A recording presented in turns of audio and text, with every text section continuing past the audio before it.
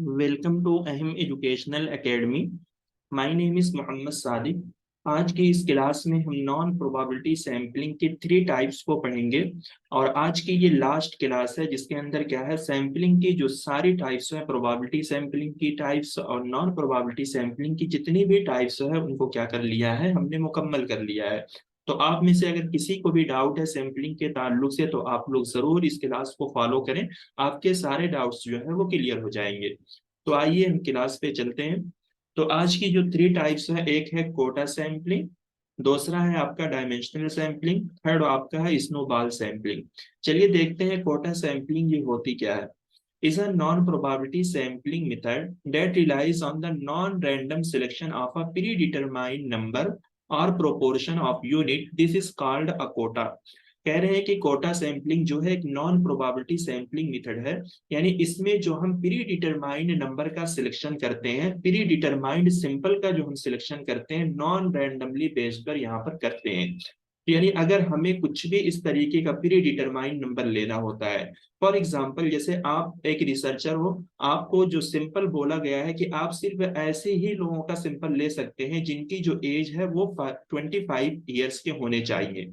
तो यानी आपके एक तरीके से सिंपल में क्या है, एक रिस्ट्रिक्शन लगा दी गई है, एक कैद लगा दी गई है। तो इस तरीके से अगर पॉपुलेशन में से आप सिर्फ उन्हीं लोगों को चूज करते हैं जिनकी एज जो है वो 25 ईयर्स की है, तो सिर्फ अगर आप 25 ईयर्स वाले लोगों का ही आप डेटा ले रहे हो, सिंपल ले रहे हो, तो इस तरीके का अगर आप सिंपल का सिलेक्शन करोगे तो उसको क्या बोलते हैं, कोटा सैंपलिंग बोलते हैं।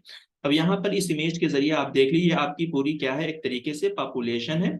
और आपको बोल दिया गया है कि आप इनमें से सिर्फ मेल्स को आपको लेना है, यानी सिर्फ मेल को लेना है जो क्या है 50 अबव होने चाहिए, यानी जो 50 ईयर्स के ऊपर के होने चाहिए। तो आपने क्या किया है, सिर्फ उन्हीं लोगों को इस पॉपुलेशन से चूज करके निकाला है जो 50 अबव है, यानी जो 50 ईयर्स के ऊपर के हैं। देखिए सिंपल सी बात है, यानी कोटा सैंपलिंग वो होती है जब आप सिंपल सिलेक्ट करते हो और उस सिंपल को सिलेक्ट करने के लिए कोई कोटा फिक्स कर दिया जाता है। यानी कोई प्री डिटरमाइंड नंबर हो सकता है, वो एज में कोटा लगा देंगे, वो आपकी एजुकेशन में कुछ इस तरीके का कोटा लगा सकते हैं, आपकी इनकम में कुछ इस तरीके का क्या है, कोटा लगा सकते हैं। यानी सिर्फ और सिर्फ अगर सिंपल लेने के लिए एक रिस्ट्रिक्शन हो या सिर्फ एक कोटा लगाया गया हो, तो उसमें क्या है, उसको फॉलो करके अगर हम सिंपल का सिलेक्शन करेंगे तो उसको हम क्या बोलते हैं, कोटा सैंपलिंग बोलते हैं। डायमेंशनल सैंपलिंग क्या होती है, is an extension to the quota sampling. Quota sampling का ही एक एक्सटेंशन वर्जन है, यानी उसी का एक फॉर्म है। The researcher take into account several characteristic, example gender, income, residence and education.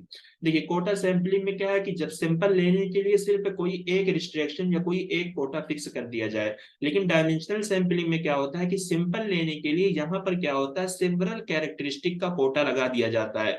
Example के तौर पे क्या है कि यानी यहाँ पर जो रिसर्चर होगा उसको कहा जाएगा कि आपको जो भी डेटा लेना है, आपको जेंडर भी देखना है, उसकी इनकम भी देखनी है, उसका रेजिडेंस भी देखना है और उसका एजुकेशन भी देखना है। देखिए यहाँ पर हम एग्जाम्पल आपको देते हैं। मान लीजिए आप एक रिसर्चर हो और ये आपकी पूरी पॉपुलेशन है, ठीक है। और आपको बोल दिया गया है कि आपको डायमेंशनल सैंपलिंग करना है। तो डायमेंशनल सैंपलिंग में क्या है, मुख्तलिफ किस्म का यानी सेवरल कोटा लगाया जाता है। यानी रिसर्चर आपको बोला गया है कि आपको जितना भी डेटा लेना है, सिंपल लेना है, वो सारे के सारे मेल होने चाहिए और उनकी एज जो है वो 20 ईयर्स की होनी चाहिए। एक कोटा हो गया। दूसरा कोटा आपको ये बोल दिया गया उनकी इनकम जो है वो 5 लाख पर मंथ होनी चाहिए, दूसरा कोटा हो गया। तीसरा कोटा आपका ये हो गया कि इनकी जो एजुकेशन है वो सारे के सारे क्या है, पीएचडी लेवल के स्टूडेंट होने चाहिए। तो यानी इस तरीके की क्या है, हमने सेवरल कोटा लगा दिया, यानी मुख्तलिफ किस्म का डायमेंशन हमने लगा दिया। तो अगर आप कुछ इस तरीके का सिंपल सिलेक्शन सिंपल का सिलेक्ट करते हो जहां पर आपको डायमेंशनल, ठीक है, यानी सेवरल कैरेक्टरिस्टिक को फॉलो करना पड़ रहा हो, सेवरल कोटा को फॉलो करके आप डेटा ले रहे हो, तो ऐसे सैंपलिंग को आप डायमेंशनल सैंपलिंग कहते हो। लेकिन जहां पर सिर्फ और सिर्फ एक कोटा लगा होता है तो उस तरीके का आप सिंपल लेते हो तो उसको कोटा सैंपलिंग बोलते हैं। जी। स्नोबॉल सैंपलिंग क्या होती है, इससे आपके काफी क्वेश्चन बनते हैं। Is a non probability sampling procedure that involves using member of the group of interest to identity other members of group. देखिए इसमें क्या होता है कि हम क्या है कि इंटरेस्ट का जो ग्रुप मेंबर होता है उसका इस्तेमाल करते हैं ताकि वो दूसरे ग्रुप के मेंबर के बारे में आइडेंटिफाई करके बताए। इस स्नोबॉल सैंपलिंग का को नेटवर्क सैंपलिंग बोलते हैं, चैन सैंपलिंग बोलते हैं, एंड रिस्पोंडेंट सैंपलिंग भी इसको कहा जाता है। देखिए स्नोबॉल सैंपलिंग को नेटवर्क सैंपलिंग या चैन सैंपलिंग क्यों कहते हैं?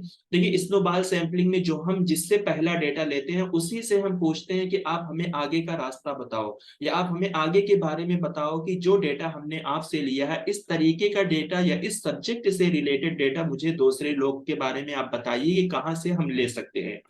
देखिए एग्जाम्पल के तौर पर अगर इसकी एग्जाम्पल हम दें, मान लीजिए आप एक रिसर्चर हो, इस इमेज के जरिए आप देखो, तो आपको बोला गया है कि आपको उन्हीं बच्चों का डेटा लेना है जो यूपीएससी एस्पिरेंट है और वो सारे के सारे जो है वो उर्दू मीडियम से तैयारी कर रहे हैं। तो आपको ऐसा बहुत कम देखने को मिलेगा कि उर्दू मीडियम से तैयारी करने वाले बच्चे हैं कहाँ। तो आपको कोई भी एक बंदा इस तरीके से जो है वो मिल गया है जो क्या है उर्दू मीडियम से क्या है यूपीएससी की तैयारी कर रहा है।